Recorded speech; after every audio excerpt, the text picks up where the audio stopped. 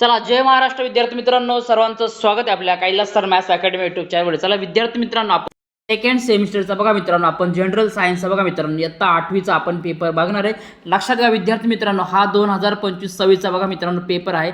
हा तुम्हाला उपयुक्त ठरू शकतो बघा मित्रांनो। यामध्ये जे तुम्हाला IMP क्वेश्चन वगैरे असतील किंवा जे काही क्वेश्चनचा पॅटर्न असणार आहे, लक्षात घ्या, तुम्ही याचा रेफरन्स घ्या, चांगल्या प्रकारे अभ्यास करा। आता बरेच जण लगेच सांगतील बघा, बरेच जण म्हणतील का सर हा पेपर आला नाही किंवा याच्यातले काहीच क्वेश्चन आले, बरोबर आहे। तर लक्षात घ्या, तुमचा प्रत्येकाचा पेपर हा सारखा असतो आणि पेपर तुमचे छापणार आहेत ते काय आमचे घरचे नाही, ते काय आम्ही लगेच घरी काढणार आहे। तुम्हाला फक्त रेफरन्ससाठी आम्ही पेपर देणार आहे। हे क्वेश्चन करा, यातले काही क्वेश्चन 100% तुम्हाला येतील, ते तुम्हाला परीक्षेमध्ये डायरेक्टली दिसते। त्याच्यामुळे अभ्यास करा आणि स्वतःही इतर क्वेश्चनचा अभ्यास करा मित्रांनो, ठीक आहे ना। तर चला फायनल आता बघणार आहे आपण मित्रांनो, इयत्ता 8वीचा आपण सेकंड सेमिस्टरचा बघा मित्रांनो, जनरल सायन्सचा आपण पेपर बघणार आहे। पहिला बघा मित्रांनो, क्वेश्चन दिला बघा, चूज द करेक्ट अल्टरनेटिव्ह, म्हणजे तुम्हाला काय MCQ जे असतील, फिल इन द ब्लँक्स असेल त्या कंप्लीट करायचे। पहिला क्वेश्चन दिला बघा, द रोस्टिंग ऑफ आयरॉन और डायजेस्ट केमिकल चेंजेस, हा असणार आहे स्लो, काय असणार याचा ऑप्शन स्लो ऑप्शन असणार आहे, ऑप्शन क्रमांक ए। पुढे बघा, इफ द तुम्हाला का frequency of the sounds wave is the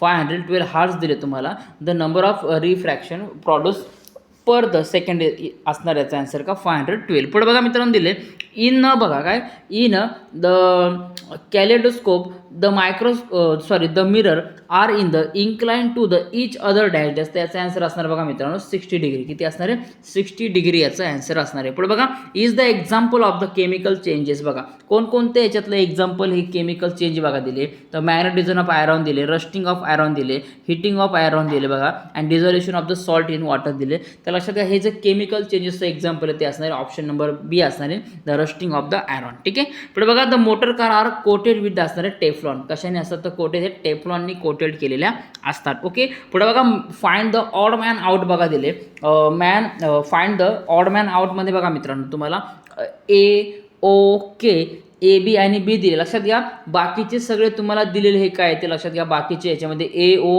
AB आणि B हे सगळे तुमचे ब्लड ग्रुप आहे, आणि K हा काय असणार, हा केमिकल नेम आहे पोटॅशियमचा, बरोबर आहे। म्हणजे याच्यातला काय मॅन ऑड काय असणार आहे त्याच्यामधला, तर हा K असणार आहे। पुढे बघा दिले मित्रांनो तुम्हाला, निट्रोफिल्स दिले, ग्लोबिन्स दिले, ॲल्युमिनियम दिले, नंतर काय प्रोथोमिन दिले। तर लक्षात घ्या, याच्यामध्ये तुमचं जे आन्सर असणार आहे ऑप्शन नंबर ए असणार आहे का, निट्रोफिल्स, ठीक आहे ना, काय असणार आहे निट्रोफिल्स। पुढे बघा, मॅच द पेअर तुम्हाला सांगितलं बघा, टॅमॅरिन दिले, कर्ड दिले आणि लेमन दिले, ठीक आहे ना। आता लक्षात घ्या का टॅमॅरिनमध्ये कोणता ॲसिड असतं, तर टार्टारिक ॲसिड, कोणतं असतं ऑप्शन नंबर सीचा असतं टार्टारिक ॲसिड। पुढे बघा, कर्ड दिले, कर्डमध्ये काय असणार तर असं लॅक्टिक ॲसिड, आणि लेमनमध्ये असं आपल्याला माहिती का सायट्रिक ॲसिड, काय असतं सायट्रिक ॲसिड, ओके। नीट मॅच द पेअर जॉईन करा, आणि लक्षात घ्या पाठांतर करून ठेवा। या क्वेश्चन पेपरमध्ये तुम्हाला बरेचसे क्वेश्चन तुमच्या क्वेश्चन पेपरमध्ये 100% दिसतील, त्यामुळे क्वेश्चन पेपर लर्न करा, काही प्रॉब्लेम नाही। आणि लक्षात घ्या, याची जे आन्सर वगैरे आहे ती सगळ्यांनी पाठांतराच्या मागे लागा। पुढे बघा दिला मित्रांनो, write the answer in the one sentence बघा दिले तुम्हाला, what is the name of the our galaxy, ते असणार आहे मिल्की वे, काय असणार आहे मिल्की वे।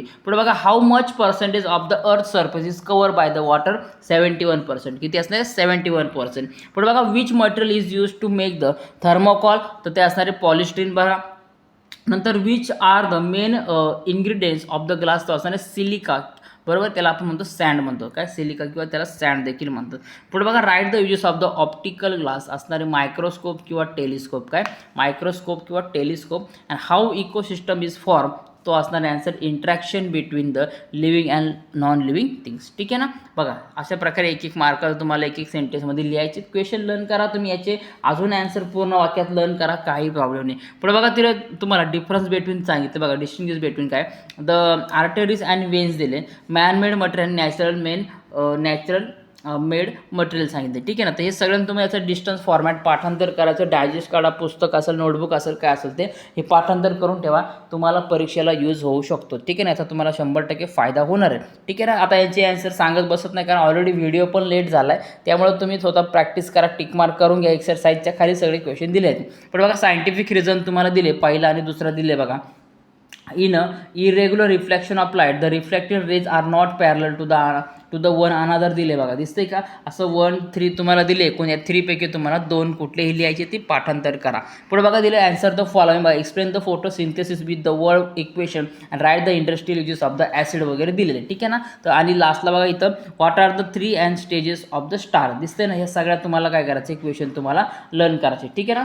स्क्रीनशॉट काढून घ्या. पुढे बघा जे draw the net well label diagram दिले बघा मित्रांनो, formation of ionic bond of NaCl आणि effect of the heat on the gas, दिसतंय ना. लर्न करून ठेवा, काही प्रॉब्लेम नाही, ठीक आहे ना. पुढे बघा विजेस तुम्हाला विचारलेले आहे ती पहिला दुसरा तिसरा, ठीक आहे ना. हे सगळे काम करा, विजेस वगैरे यांचे काय आहे ते 1 1 2 2 ॲटलिस्ट पाठांतर करून ठेवा, कारण तुम्हाला 1 1 मार्काला कुठं ना कुठं विचारला जाऊ शकतो. ओके, त्यामुळे लर्न करा. आणि लक्षात घ्या तुम्हाला नेम ऑफ द फॉलोइंगमध्ये देखील त्याचा विचारलं जाऊ शकतं, त्यामुळे काम करायला लर्निंगच्या मागे लागा. पुढे बघा आन्सर आणि 4 question out of the following बघा दिले, write two function of the following बघा, गोल्गी कॉम्प्लेक्स अँड बघा दिले, लायझोमॉम्स तुम्हाला दिले, ठीक आहे. यांचे फंक्शन तुम्हाला लिहायचे. पुढे बघा which measure will be arrange the minimize the environmental problem arising due to the non degradable plastic वगैरे दिले, ठीक आहे. पुढे बघा write the chemical names of the from the given formula, याचे फॉर्म्युला तुम्हाला काय असणार, केमिकल नेम्स तुम्हाला लिहायचे. 100% विचारला जाणारा क्वेश्चन आहे, त्याच्यामुळे लर्न करा. आता CaOH2 म्हणजे काय असतो, कॅल्शियम हायड्रॉक्साईड, H2SO4 मध्ये असतो सल्फ्युरिक ॲसिड,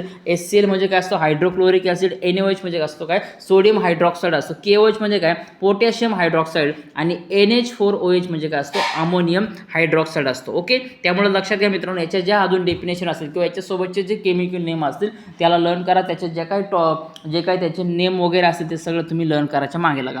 पुढे बघा state the laws of the reflection of लाईटचं तुम्हाला काय करायचं, लॉज सांगायचे.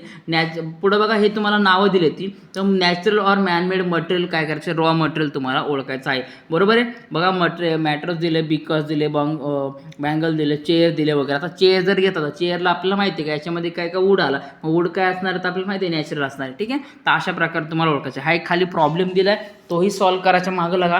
पुढे बघा आन्सर द फॉलोइंगमध्ये बघा, explain the construction of the calories meter, draw the necessary figure, काय कॅलरी मीटरची तुम्हाला काय करायचे डायग्राम काढायचे आणि त्याच्यानंतर जे कन्स्ट्रक्शन असणार आहे ते तुम्हाला काय करायचे एक्सप्लेन करायचे.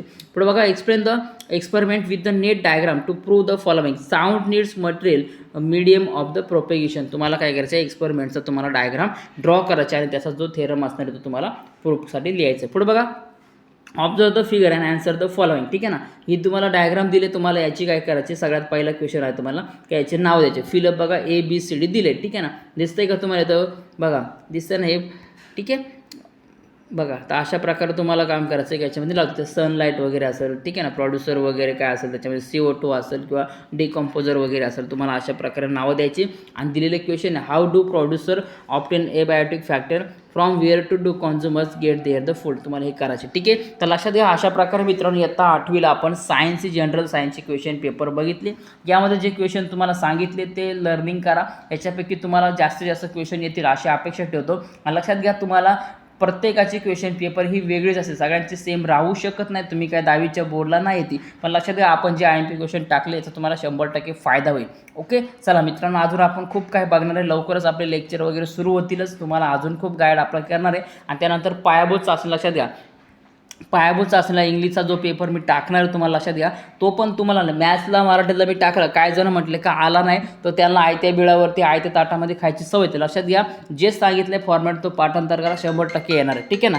तर आता मी काम करणार आहे यामध्ये बघा मित्रांनो, का तुम्हाला आता जे IMP क्वेश्चन टाकणार आपण इंग्लिशचा ग्रामर विमर फुल टू तुम्हाला टाकणार 100% येणार. त्यामुळे तो व्हिडिओ बघायला विसरू नका. 100% मी IMP क्वेश्चन्स आहेत तो तुम्हाला व्हिडिओ टाकणार आहे. ओके, चला सगळ्यांनी सबस्क्राईब करून टाका मित्रांनो, सपोर्ट करा, मीही तुम्हाला सपोर्ट करतोय, ठीक आहे. या पेपरचा चांगला अभ्यास करा, बाकीचा आपण नेक्स्ट व्हिडिओमध्ये बघणार. चला भेटूया आता विद्यार्थी मित्रांनो पुढच्या व्हिडिओमध्ये. तोपर्यंत सर्वांना जय महाराष्ट्र.